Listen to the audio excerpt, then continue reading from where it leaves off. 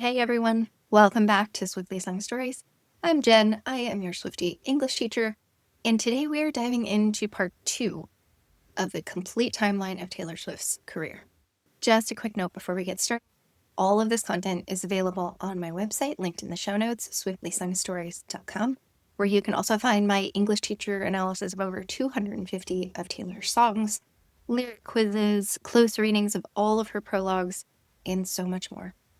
If you came from part 1, you might already know this about me, but I don't cover Taylor's personal life in my work. I'm here for the work and art, and so in this timeline, I'm not covering things like boyfriends or cheating scandals or sexuality. I'm here for the work, I'm here for the art, and if you're into that, please give me a like and a subscribe. All right, let's dive back in. Welcome to Swiftly Sung Stories, where we unpack the Taylor Swift universe one era, album, and lyric at a time.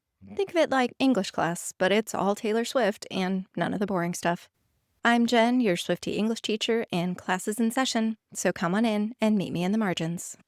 We left off last time with the release and incredible success of Reputation, but what we didn't know heading into the Lover era was that something big was brewing behind the scenes. Towards the end of 2018, Taylor is wrapping the hugely successful Reputation Stadium tour. It broke multiple attendance and revenue records. Sound familiar? And we can surmise that behind the scenes, Taylor is still writing away and coming up with the concept for her next album. But what we didn't know at the time was that who would produce and release that album was completely up in the air. In the same month that the tour ends, in November of 2018, it's announced that she has left her home label, Big Machine Records, for, at the time, unknown reasons. She signs a multi-year, multi-album deal with Republic Records, who she's still with today. But here's the big hang-up. Her former label, Big Machine Records, still owns the master recordings of her first 6 albums. We'd later learn that Big Machine offered her ownership of her masters only if she re-signed her contract with them, forcing her to buy back each old album by turning in a new one. We don't get to hear the full details, though I hope that we will someday, but we can surmise that this felt like a huge betrayal. This music is her life's, and she can't own it unless she's tethered to the label that's holding it hostage. And on top of that, by Scott Borchetta, whom she considered as close as fan. It feels like blackmail and deeply unfair. This is what Swifties refer to as the master's heist. But while all this is happening, she's also stepping into a new realm of controversy, using her power as a powerful political voice.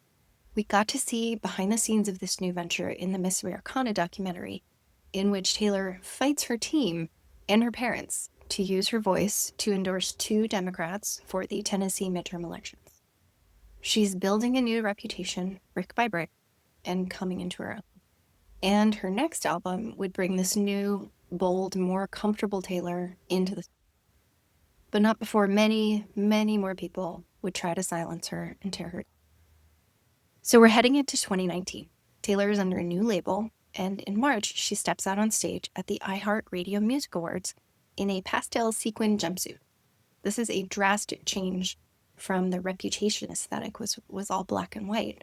So we get the sense that something is coming, and something is changing, and it's going to be very different. Throughout this year, she gives lots and lots of interviews and really puts herself out there. She's more visible than she's ever been. Then on June 1st, she introduces a petition in support of the Federal Equality Act and goes head-to-head with Donald Trump, continuing her political activism of this era. Then on June 13th, she announces her next album, Lover, to be released in August. The cover art previewed on Instagram is the polar opposite of Reputation's. It's Taylor with a glitter heart drawn around her eye in front of a pastel-hued sky. We're getting the feeling that with the aesthetic, it's the dawn of a new day. The sun is rising over a new era and setting on the old. But there are storms on the horizon, and before Lover is even released, the headlines read, quote, Scooter Braun acquires Scott Borchetta's Big Machine label group, Taylor Swift catalog, for over $300. On June 30th, 2019, on Tumblr, Taylor responds this heartbreaking post. It's a little bit long, but I'm going to read all of it because it's important. Quote, For years I asked pleaded for a chance to own my own work. Instead, I was given an opportunity to sign back up to Big Machine Records and earn one album back at a time, one for every new one I turned in. I walked away because I knew once I signed that contract, Scott Borchetta would sell the label, thereby selling me and my future. I had to make the excruciating choice to leave behind my past.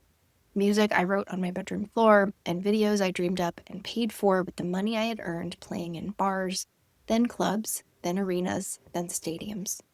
Some fun facts about today's news: I learned about Scooter Braun's purchase of my master's as it was announced to the world. All I could think about was the incessant, manipulative bullying I've received at his hands for years, like when Kim Kardashian orchestrated an illegally recorded snippet of a phone call to be leaked, and then Scooter got his two clients together to bully me online about it. Or when his client Kanye West organized a revenge porn music video which strips my body naked. Now Scooter has stripped me of my life's work that I wasn't given an opportunity to buy. Essentially, my musical legacy is about to lie in the hands of someone who tried to dismantle it. This is my worst case scenario. This is what happens when you sign a deal at 15 to someone for whom the term loyalty is clearly just a contractual concept. And when that man says music has value, he means its value is beholden to men who had no part in creating it. When I left my master's in Scott's hands, I made peace with the fact that he would eventually sell. Never in my worst nightmares did I imagine the buyer would be Scooter. Anytime Scott Borchetta has heard the word Scooter Braun escape my lips, it was when I was either crying or trying not to. He knew what he did. He knew what he was doing. They both did. Controlling a woman who didn't want to be associated with them in perpetuity. That means forever. Thankfully, I am now signed to a label that believes I should own everything that I create. Thankfully, I left my past in Scott's hands and not my future, and hopefully young artists or kids with musical dreams will read this and learn about how to better protect themselves in a negotiation. You deserve to own the art you make. I will always be proud of my past work, but for a healthier option, Lover will be out August 23rd. Sad and grossed out, broken heart emoji, Taylor. This was the first time we really got to hear what went down from Taylor's perspective. And all this messiness and heartbreak is happening at a time where she's meant to be promoting an album that's about love, growth, and emotional acceptance.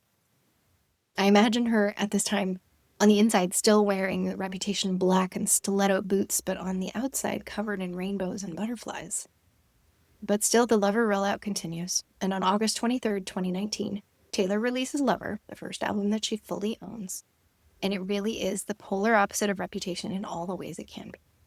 In the prologue, she tells us, quote, "I've decided that in this life, I want to be defined by the things I love, not the things I hate, not the things I'm afraid of, or the things that haunt me in the middle of the night. Those things may be struggles, but they're not my identity."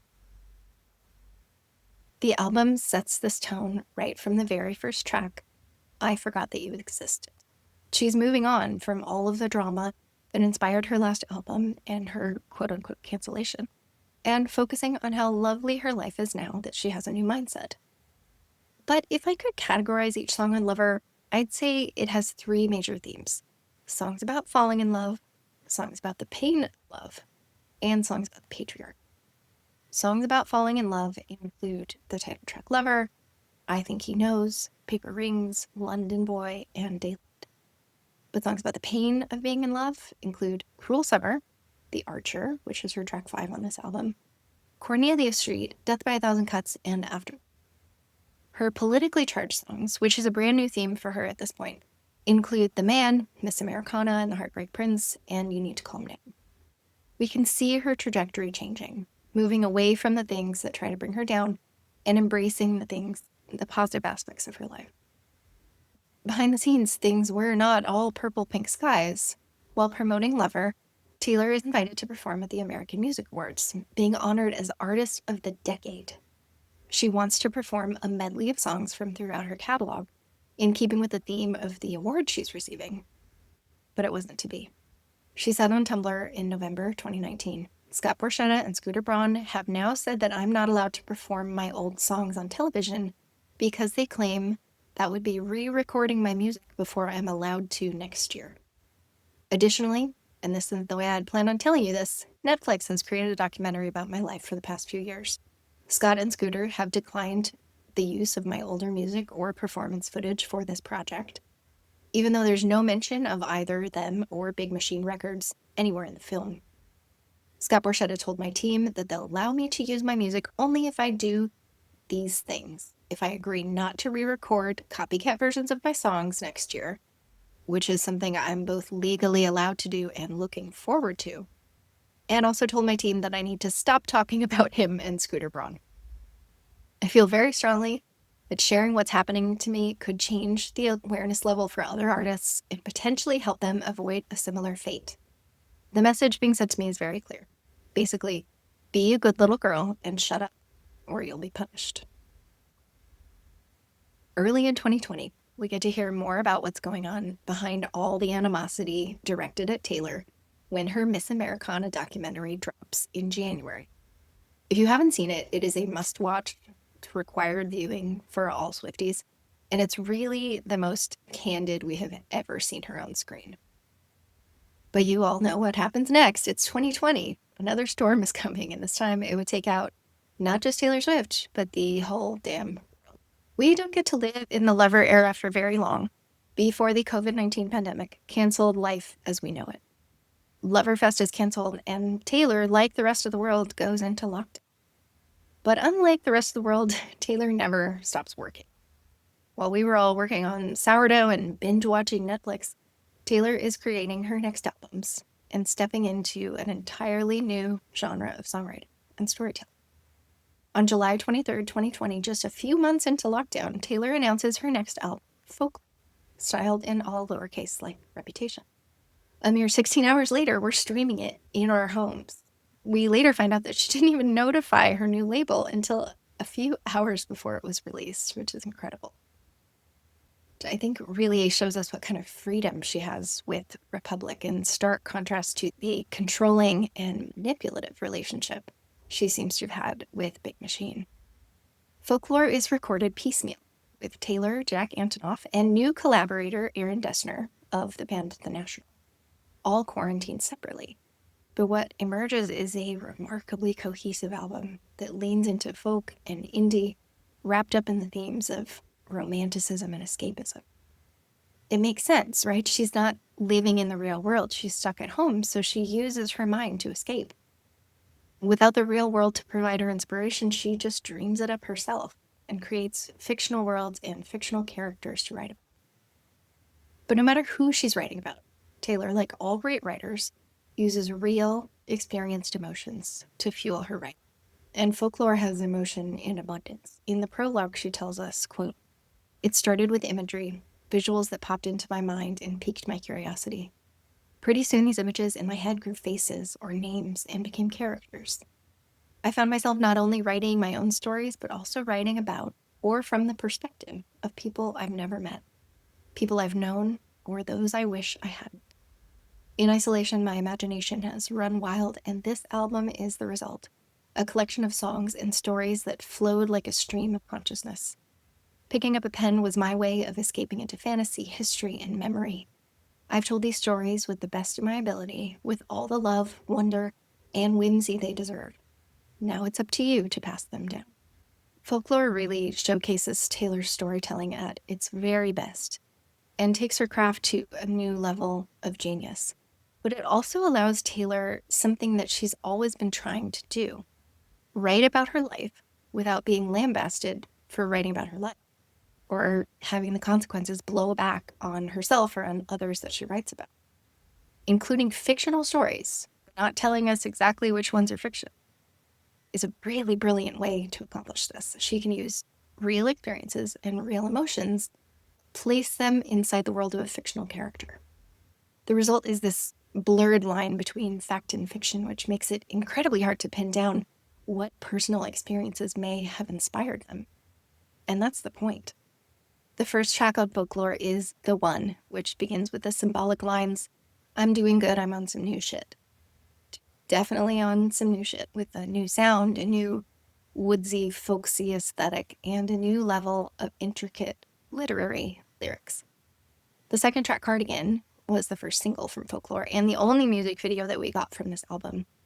Thematically, this track really ties the album together, juxtaposing old and new, growth and stagnance, and leaving versus returning.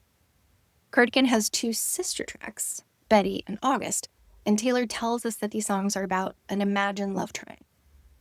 The Last Great American Dynasty is track 3 and showcases a new level of narrative storytelling, taking the real-life story of the former owner of her Rhode Island mansion and drawing parallels between her own life and reputation. Exile is an incredible duet with new collaborator Bon Iver, Justin Vernon, and a third mystery songwriter also entered the chat, William Bowery. There was a huge amount of speculation as to who William Bowery was, and in the Folklore Long Pond Studio Sessions documentary, we got to hear that William Bowery is Taylor's then boyfriend, Joe Alwyn.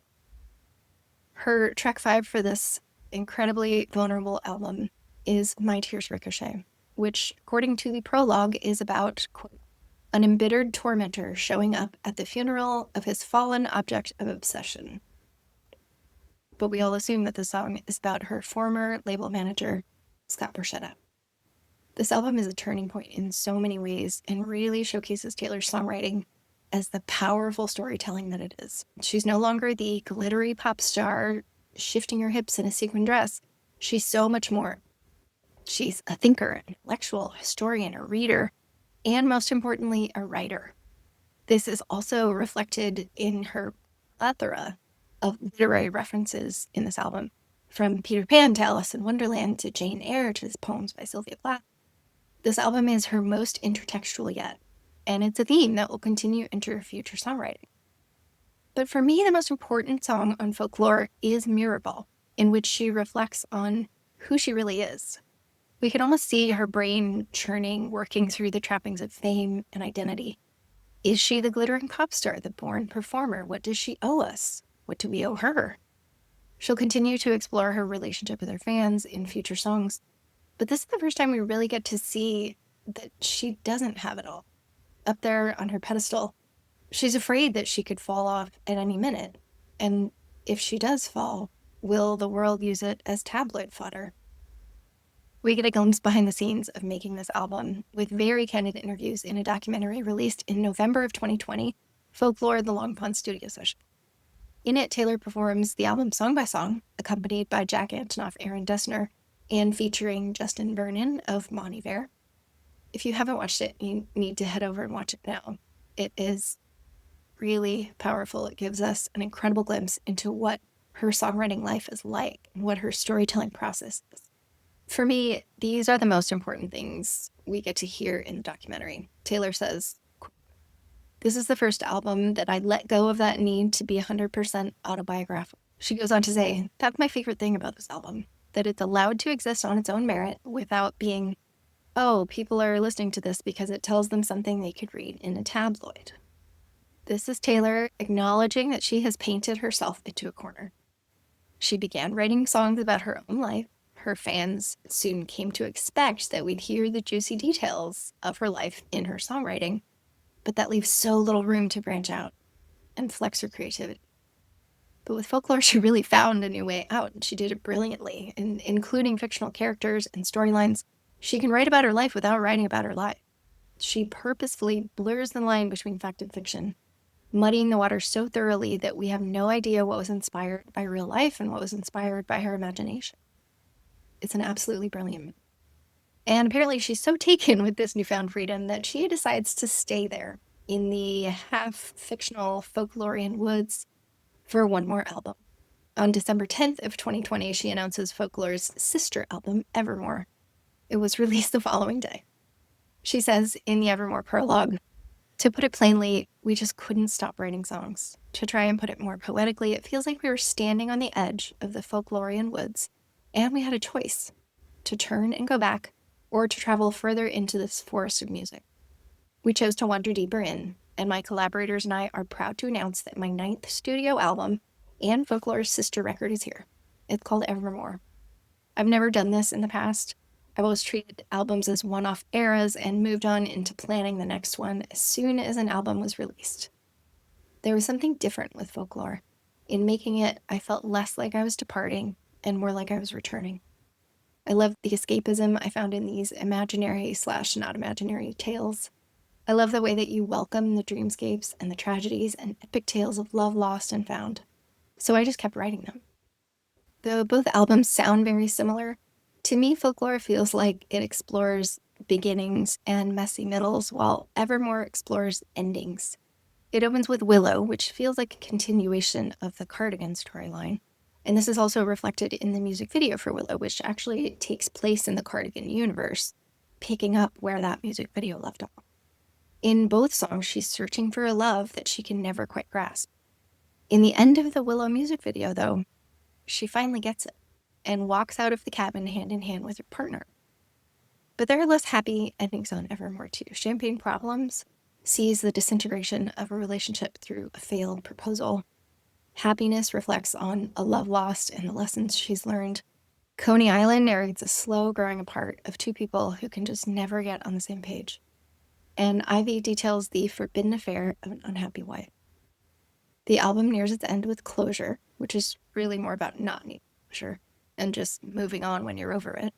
Then the title track Evermore closes out this album and era on a hopeful note. After wandering through this dark night of the soul, she emerges from her folklorian cabin with the realization that this pain won't be forevermore. She's caught her breath, she steps out of the folklorian woods, and she emerges, ready to really conquer the world. Though we had gotten confirmation that Taylor was exploring re-recording her first 6 albums, we didn't know what all this project entailed until she dropped the very first one. On an appearance right before Lover dropped on Good Morning America, she revealed that in November 2020, she'd be able to re-record albums 1 through 5. The timeline for Reputation, her 6th album, was a little more unclear, and as that was the last album that she'd released under Big Machine, and had only been released 3 years earlier. Through her Folklore era, she wasn't just working on new music. She had begun re-recording her old albums. Looking back, I think we need to consider the years of COVID the start of what is the most prolific period of Taylor's career. In 2021, we get the first re-record announcement, also on Good Morning America, which if you ever hear Taylor is going on Good Morning America, it's going to be an announcement. That's just where she does it. I don't know why. In a video appearance on February 11th, she announces that she's dropping Love Story Taylor's version that very night. She also reveals that she's completed the entire album, and Fearless, Taylor's version, will be out soon. Love Story Taylor's version jumps immediately to the top of the charts, which must have been incredibly encouraging for Taylor and her team, because this just wasn't something she'd never done before. This was something no one had ever done before. They may have re-recorded, greatest hits compilations, but no artist in history had ever gone back and meticulously re-recorded each album they'd ever put out. In the following weeks and months, we get Easter eggs in the form of anagrams on social media, teasing the track list, and then on April 9th, 2021, we finally get her Fearless Taylor's version. Included are a whopping 6 vault tracks that we had never heard before. This album gets 50 million first-day streams on Spotify, and when combined with Folklore and Evermore, she becomes the first artist to ever have 3 #1 albums in the same year. This power move of re-recording her albums got most positive reviews, and here's my absolute favorite quote about Fearless Taylor's version. Marie Claire's Kate Dwyer said, "Re-recording and re-releasing 6 of her early albums is, yes, a statement that artists should own the rights to their work.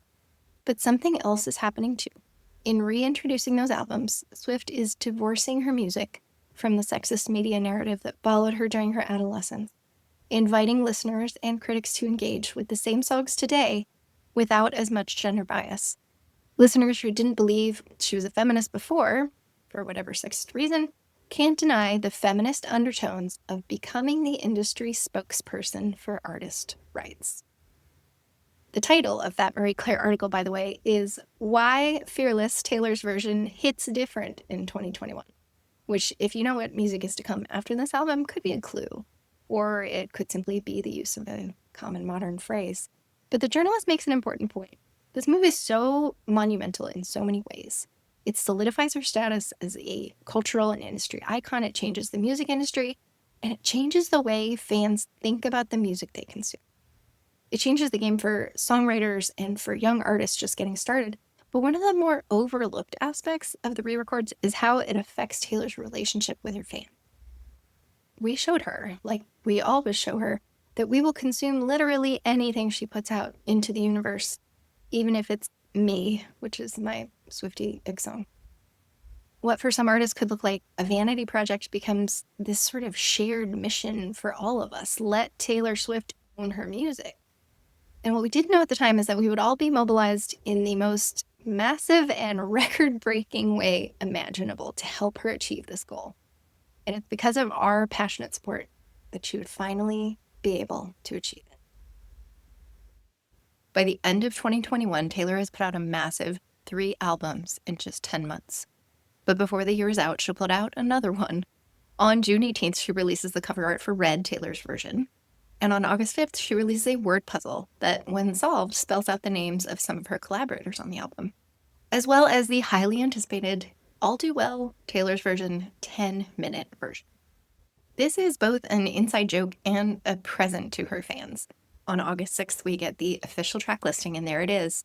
All Too Well, 10-minute version, Taylor's version. The album clocks it in a whopping 30 tracks, with 8 never-before-heard vault tracks. It's released on November 12th, and we don't only get the album, she's not done yet, we get a short film. This song already felt cinematic, even before the 10-minute version, so it's so fitting that we get to see her bring her vision to life on the big screen. The following day, Taylor appears on Saturday Night Live, and this performance is still one of her most iconic ever. The short film is screening in the background, and the stage sets include these changing weather with falling leaves when it's happening in the song, snow falling down to close out. It's just perfection. Now, on SNL, musical guests usually get to perform 2 songs, one in the first half of the show and one in the second half of the show. But since this is the longest song ever performed on SNL, she gets a 10-minute block right in the middle. And it's just amazing. If you haven't seen that performance, you have to go watch it immediately. But our girl was still not done. A few days after this, we also get another treat, the I Bet You Think About Me music video. The first real vault track music video that we got in this entire re-record process.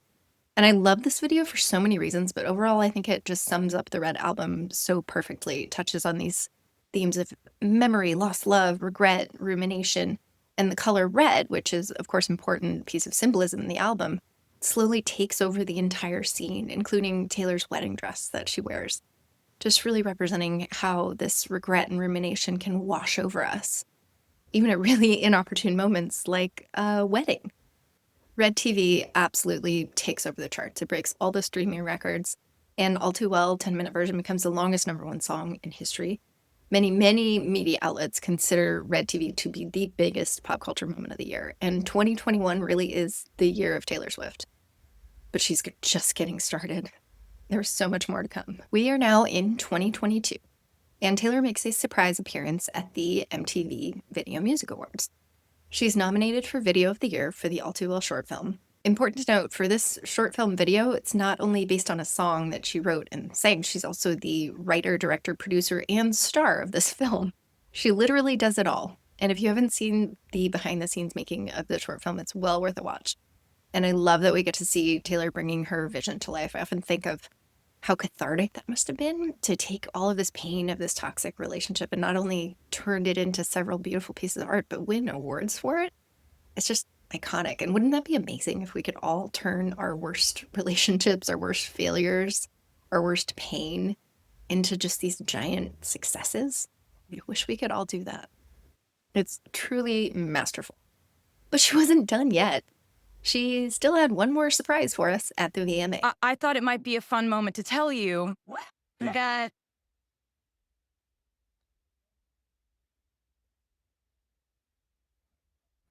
my brand new album comes out October 31st. After this announcement, all of her socials, her website, her Spotify images are updated to only a picture of a clock, keeping in time with the theme of the album. I couldn't resist that. On September 21st, she debuts her TikTok series, Midnight's Mayhem with Me. This series of videos in which she pulls numbered bingo balls out of a lottery spinner and tells us the track list one by one, speaking into an old rotary phone. By the end, we have 13 tracks. There's that lucky number again. But in some of the videos, she's holding this phone upside down. And that combined with the clock imagery has Swifties in a complete tailspin, clowning for what we're going to get once the clock strikes midnight. Unlike the extensive promo tour that Lover had, Midnight's is pretty quiet in that department. She's visible on social media, but doesn't do any in-person interviews for the album. We are eagerly anticipating this drop, and we finally get to hear it at midnight on October 21st, 2022.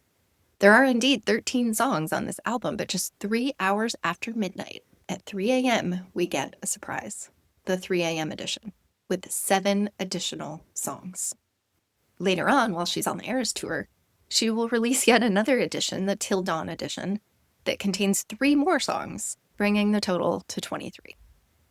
Taylor receives a lot of flack for this strategy and always has of releasing multiple records and multiple versions. And I understand where it's coming from in terms of consumerism, overconsumption.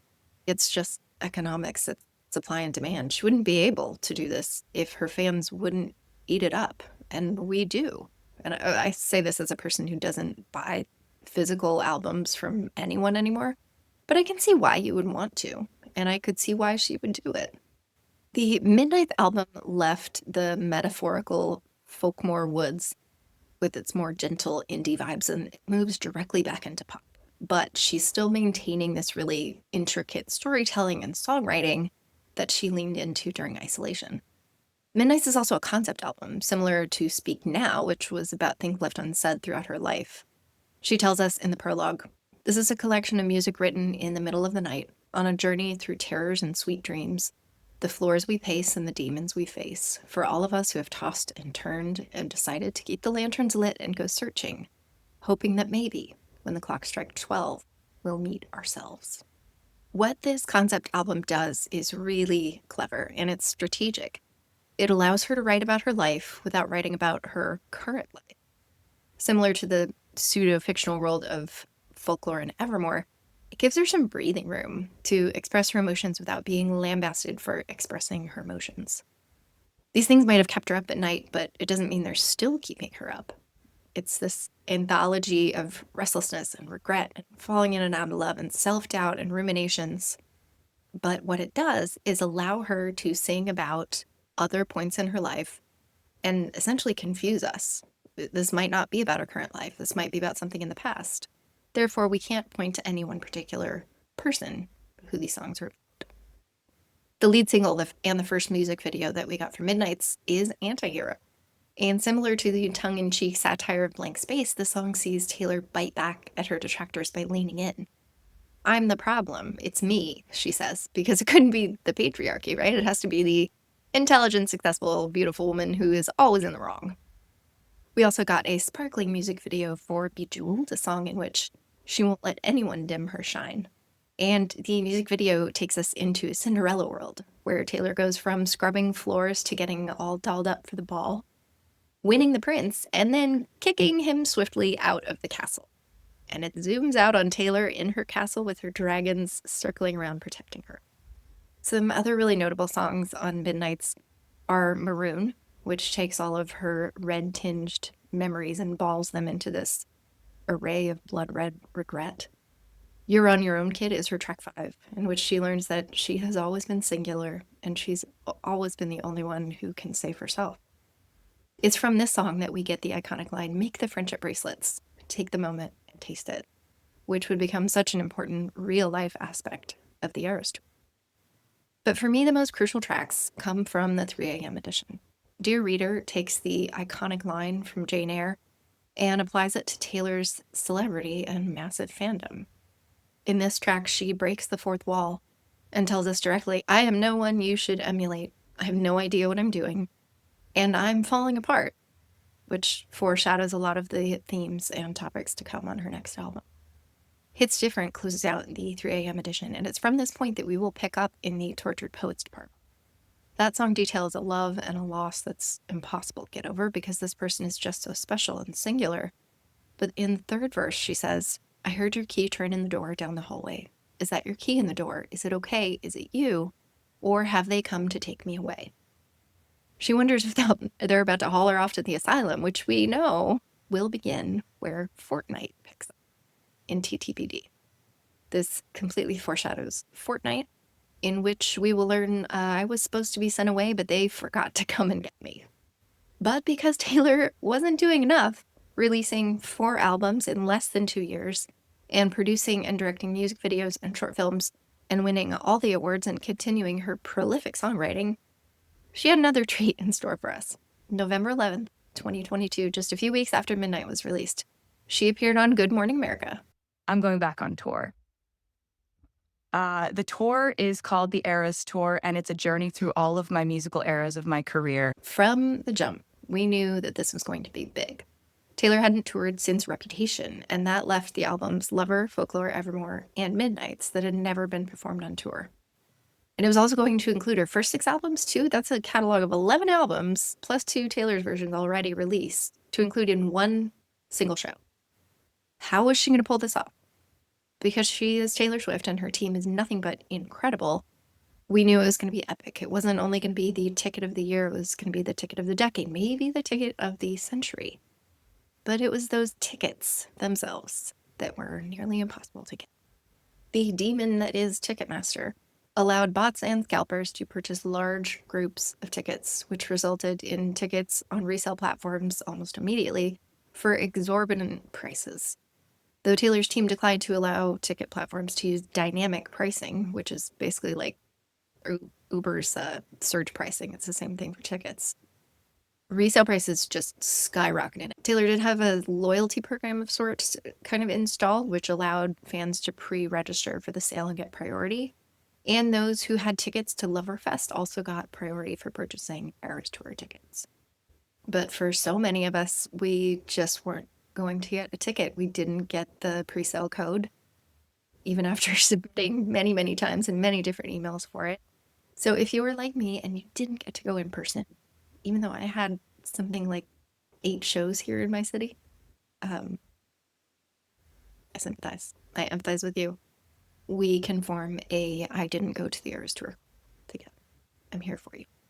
The demand and the pricing left so many of us out, and it was pretty devastating, especially once we got on that live stream and saw what an incredible show it was. We can imagine that between the time Midnights was released and the Eras Tour began, Taylor was just working her ass off. This show would be a whopping 3 hours and 15 minutes, and she would need an incredible amount of vocal and physical endurance. But all that hard work paid off, and then some. The show opened in March 17th, 2023 in Glendale, Arizona, and we were greeted to a very unique stage shape. More on that later because it becomes important. These massive digital displays and intricate lighting, a million glittering costume changes, 15 incredible backup dancers who would become famous in their own right, plus her usual band, and LED wristbands that lit up and changed color with the changing scenery. It was quite literally the greatest show on earth, like Broadway come to life inside a football stadium. Because she is Taylor Swift, the show told a cohesive story from beginning to end. And though the setlist changed over her 18 months of performances, it really told a cohesive story. She really is an alter ego of herself in each act, and the scenes transition from one to the next flawlessly. She begins as Miss Americana, greeting and getting the fans involved right from the start. We belt out the bridge to Cruel Summer and slow dance along to Lover, then she disappears under the stage and emerges as a fresh-faced country ingenue for her Fearless era. She is young, carefree, and heartbroken in her red graphic tee and hat, a sparkling fairy tale princess in Speak Now. She is the bad girl in Reputation, a witchy madwoman in Folklore and Evermore, a Pop-Tart princess in 1989, a woman scorned and out for vengeance in the Tortured Poets Department, and a sparkling diamond lighting up the night in Midnights. But Taylor also appeared as herself every night, and this came in the surprise song set. Each night she treated us to an acoustic version of whatever songs she felt like, one on guitar and then one on piano. She often offered commentary about her songs during this set, about her life, about the tour, and about her fans. Though she was still Taylor the performer, for a moment each night she let that mask slip a little bit and offered us a look at her real self, not an alter ego hidden behind costume changes and elaborate sets. Throughout the length of the Eras Tour, the Swiftie fandom really changed. We took clowning to a whole new level. We live streamed each event, no matter what time zone we were in, peering through this iPhone lens of whatever concert was kind enough to stream for us. Apps popped up where we could vote on predicted costume changes, surprise songs, and what our favorite backup dancer Cam would say into the mic during 22. All of these moments brought Swifties together in ways we had never been before. For those who got to attend the show in person, your night is marked with what surprise songs you got. Those who got highly coveted deep cut tracks got the most bragging rights. Those who got extra special guests got extra bragging rights. We became like football fanatics. Though the patriarchy never calls men who paint their beer bellies, get drunk, and get into fights on the sidelines culty or crazy. If we're a cult, we are the happiest, most loving cult there ever was, and I have no intention of leaving anytime soon. The Eras Tour was our Super Bowl, and one can only hope that we'll get another chance to see Taylor. Though she set the bar so high for herself, I can't imagine what kind of tour would happen next. On May 5th, 2023, at her first show in Nashville, Taylor gave us yet another surprise, Speak Now, Taylor's version. It was released on July 7th. A deluxe version contained 2 live tracks recorded right there on the Eras Tour. Speak Now, Taylor's version contained 6 vault tracks, and we got a music video for one of them, I Can See You. In the video, Taylor is locked in a vault as her younger self, with her long curly locks, lyrics written down her arms, and 13 stamped on her hand, just like she used to do. With her locked in the vault is a painting of herself. And this whole scene sort of represents the vault tracks, her masters, being held hostage, really, by Scooter Braun. In the end, a tactical team pulls off the explosive heist, and Taylor escapes with her painting, aka herself and her work. Later on in the tour, we got another even more highly anticipated re-record, 1989 Taylor's version. On August 9th, the last night in LA, Taylor announced 1989 TV would be released on October 27th, exactly 9 years after its original release. But before we'd get 1989 TV, she had yet another surprise for us. On October 13th, lucky 13, the concert film, Taylor Swift: The Eras Tour, premiered in theaters worldwide. We got to see a star-studded red carpet premiere, and for fans who couldn't spend hundreds on an Eras Tour ticket, it was really a treat to be able to still be a part of it. We got to go to the theater and experience a piece of the Eras Tour for a heck of a lot cheaper. But what the most notable thing is about this film is that Taylor bypassed traditional film rollout schemes. She partnered directly with theaters to distribute the movies, and she set the prices herself. $19.89 for adults and $13.13 for kids. She also encouraged us all to treat the film like the concert itself, to get up, to dance, to sing along, to take photos, take videos. It was as close as some of us could get to being on the actual Eras Tour. 2 weeks after the film premiered, we got 1989 Taylor's version, which included 5 never-before-heard vault tracks. For me, the most potent and most important of these is Slut, which says the quiet part out loud. 1989 was really a product of slut-shaming, which she revealed in the Taylor's version prologue for the album. She was trying to change her behavior to quiet the incessant criticism, but it didn't work. So what Slut does is confronts that sexism blatantly. We didn't get any music videos for Taylor's version of 1989 because, Lord knows, she was working hard enough at that point. But soon we would learn exactly what she was up to when she wasn't on the Eras Tour stage. And it was something big. We are now into February of 2024, and Midnights is up for several Grammy Awards. At the show, Taylor wins her 13th Grammy for Best Pop Vocal Album. And when she takes the stage, she's got some tricks up her sleeve. So I want to say thank you to the fans by telling you a secret that I've been keeping from you for the last 2 years, which is that my brand new album comes out April 19th. It's called The Tortured Poets Department. I think all Swifties were taken aback by the title, but when you combine it with Taylor's aesthetic that night, we could tell exactly where she was headed. into a moody, long night of the soul set to music. We got the track listing the next day, and anticipation for its April 19th release was rising. When it finally dropped, we were greeted with 16 songs. But then we got another surprise just 2 hours later, an extended version dubbed the Anthology with an additional 15 tracks, brought a massive total of 31 songs. Not only was this a double album, but we got double prologues. Stevie Nicks wrote a prologue poem entitled For T and Me, which sets the tone for the entire album. Heartbreak, a boy who can't see a girl for who she is and what she's worth. And then Taylor, as she always does, wrote a prologue poem entitled In Summation. Taylor also wrote a prologue, but this time it was in the form of poetry. In Summation was her prologue poem for TTPD. And as the theme of the album is tortured poets, the prologue is naturally a poem. It is incredibly vulnerable and expansive.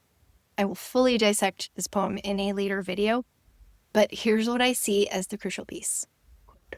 And so I enter into evidence my tarnished coat of arms, my muses acquired like bruises, my talismans and charms, the tick, tick, tick of love bombs, my veins of pitch black ink. All's fair in love and poetry. This doesn't just explain the contents of the album.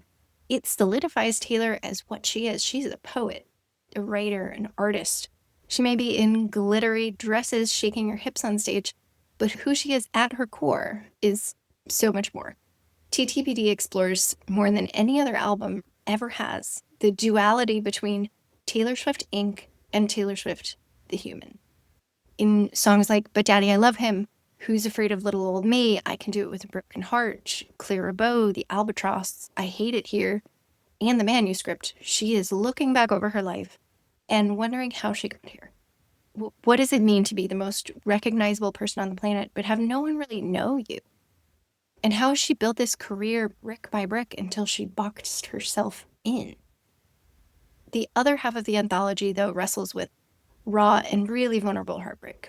At the time of writing this album, she had broken up with her longtime partner, had a short-lived and highly criticized fling with another musician. She was more visible than she had ever been, having released 3 studio albums and 4 Taylor's Versions albums in the past few years. She put out 2 films, embarked on a major world tour. She was on this pedestal. And as we all know, people throw rocks at things that shine. The whole of TTPD seems to be wrestling with this identity, with partnership, with fame, with how to find true kinship when you are a tortured artist and everything is copy. This album got pretty mixed reviews, but Swifties lapped it up. We loved this more literary side of Taylor that she had been steering towards for a long time, but finally culminated in this album. We love diving into these intricate lyrics, and personally, I think it's one of the most vulnerable albums she's ever written. It really shows how her songwriting has progressed through all of these various influences and stages of her life. This album also includes more specific literary references than ever before. And you can take a look at those on my website, and we will dive into more of them in a future club that I'm putting together. But with the album out and the tour still going on, there is this big question. Would the Tortured Poets Department be added to the Eras Tour set list? We got to find out at her first show back from a break. In May of 2024, at her first show in Paris, we were greeted with a brand new act, Female Rage the Musical. After the 1989 set and before the acoustic surprise song set, Taylor popped out of the stage in a crinkled white dress with lyrics scrawled on the skirt, which can't help remind us of all too well, I'm a crumpled up piece of paper lying here, by the way. Just like the entire Eras Tour setlist tells a story, the order in which she performs songs from TTPD also tells a story. It mirrors this rise and fall of her relationship and goes through all the stages of grief. She begins with But Daddy, I Love Him, and so high school, in this carefree world of falling in love. Then we shift into Rage with Who's Afraid of Little Old Me. Then it falls apart in Down Bad.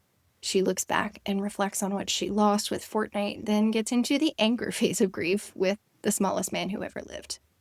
Then in the last song of the TTPD set, she picks herself up and puts on a smile for I Can Do It With a Broken Heart. It is a masterclass in storytelling and sums up the highs and lows of this album so well. In June, during her first stint at Wembley Stadium here in London, we got an extra big surprise. During the TTPD set, her boyfriend, Travis Kelce, waltzed out on stage and performed I Can Do It With a Broken Heart with her. He picks Taylor up off the stage after The Smallest Man Who Ever Lives, brings her to a sofa, and they perform this vaudeville-like skit to get her ready to go back out on stage when all she wants to do is lay down and have a drink. This moment is so iconic, but it's also important for a few different reasons. First, she'd never been in a relationship this public before. To have your partner come up on stage with you, it brings these two Taylor Swifts and intersects them into one. Those two had never been combined together in the public eye. Taylor Swift Inc. and Taylor Swift, the human who has personal relationships. At least they'd never purposefully intersected by Taylor before. And two, it's symbolic. He picks her up and carries her across stage to get ready for what's next. But even though it's comedy and it's satire, it's what it represents. He's there basically as an assistant. He's saying, you can do it and I believe in you. But what happens next, she does entirely on her own. He can help pick her up, but he's not the reason she goes on to perform. She goes on to perform because that's the core of who she is.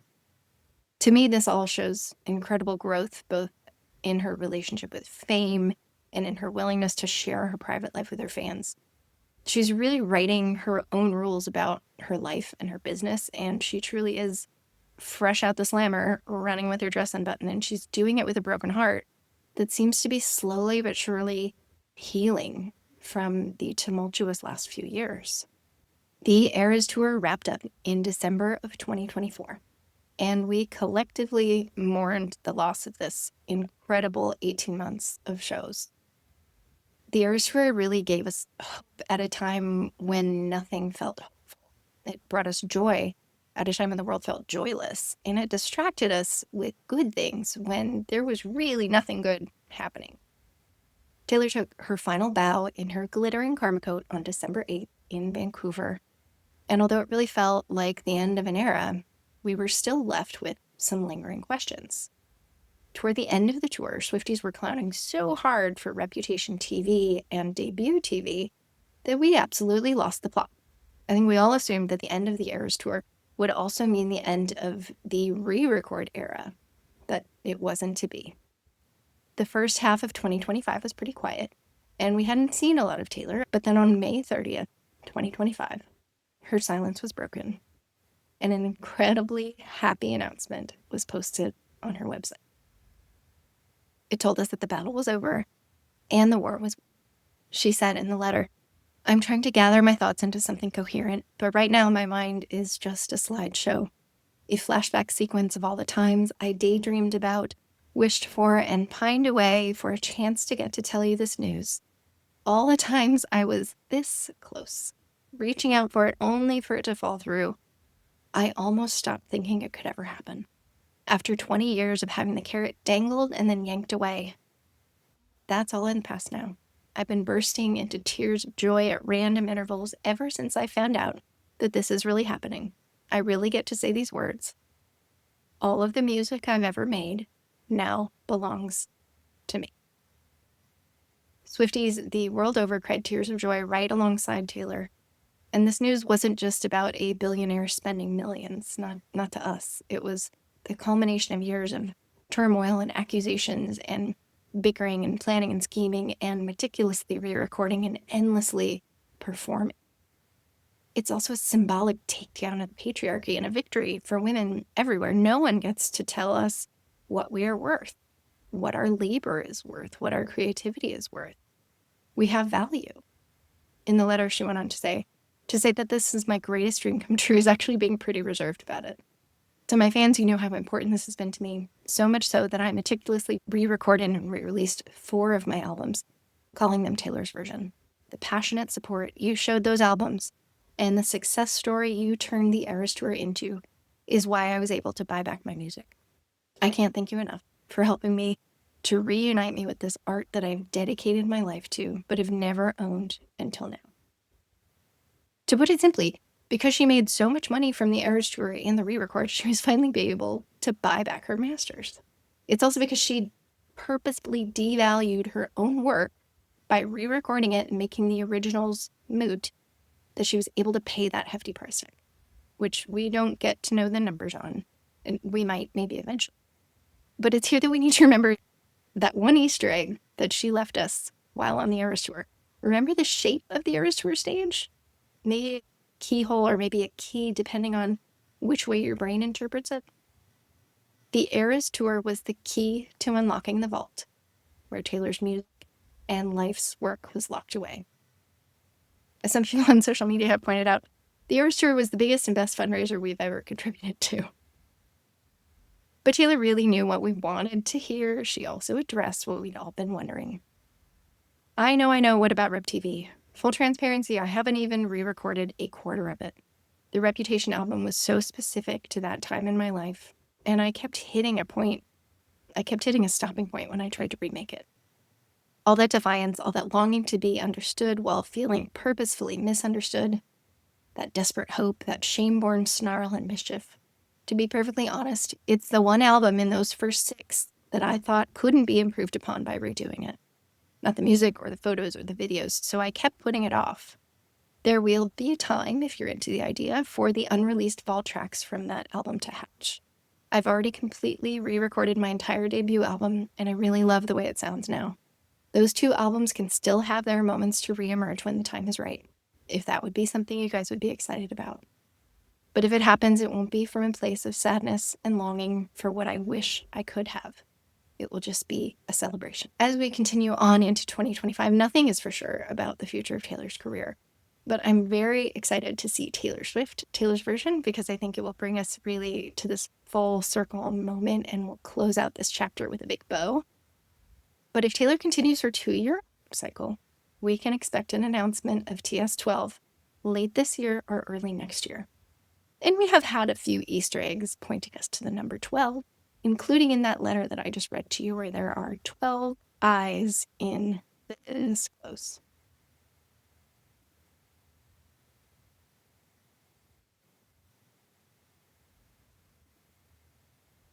There's also the lingering question of whether the Eras Tour film will be updated with the TTPD set, and whether we'll get a live album of any sort. But for now, my God, we have a lot of content to consume, and I hope Taylor is taking a nice long break. We know she never stops writing, though, and the world has brought an incredible amount of inspiration this year.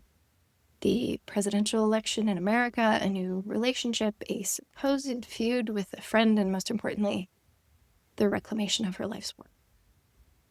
In the rest of Taylor Swift 101, we're going to dive deep into Taylor's songwriting. So I hope that this very long-winded synopsis of her career has laid a good foundation for understanding her storytelling and the most important events that have inspired and challenged her. If you want to keep up to date with everything that I create, please like and subscribe. If you could leave a review, pretty please, because I'm branding to all of this. I've been writing for years and years, but never put my face and my voice out on the internet, and it's terrifying. So that would help. I would appreciate it. Please stay tuned for more. I'm so excited to dive into what we're going to talk about next. I'll see you next time. That's it for this chapter of Swiftly Sung Stories. If you enjoyed this deep dive, please don't forget to follow, subscribe, or leave a review. It helps other Swifties find their way here. I'm Jen, and I had a marvelous time reading everything with you. See you next time.